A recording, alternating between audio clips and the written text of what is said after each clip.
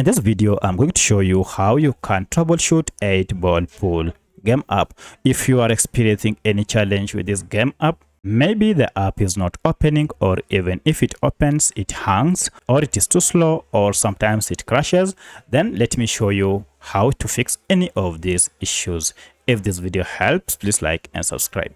Now, to fix this app, we need to access this game app info page, and you can simply do this through settings. Alternatively, you can access the app info page by just long pressing on the app, and you should see app info. If you don't see app info, you should see a settings gear or even the name of the app. Tap on any of this to access 8-ball pool game app info page. For the sake of this tutorial, I'm on a Redmi smartphone. However, this process should be more or less the same on any other Android smartphone.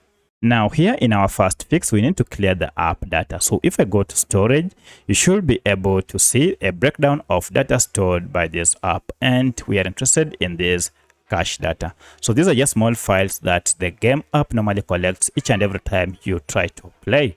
However, when this cache data accumulates, they might cause this 8-ball pool game app to malfunction. So to fix this, tap on clear data down below and choose the last option, clear cache, and finally confirm by tapping on OK.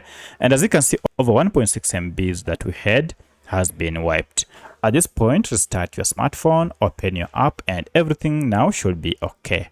But should you still have a challenge, then you need to clear all data by tapping on clear all data at the same page, that is app info page. So if you tap on clear all data, tap on OK, and now you'll have cleared all the app data.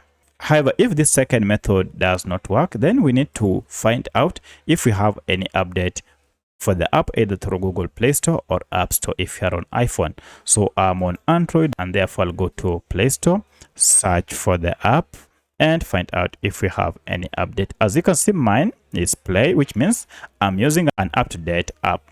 Should you find we have an option to update, then go ahead, update the app to fix any issues related to the app.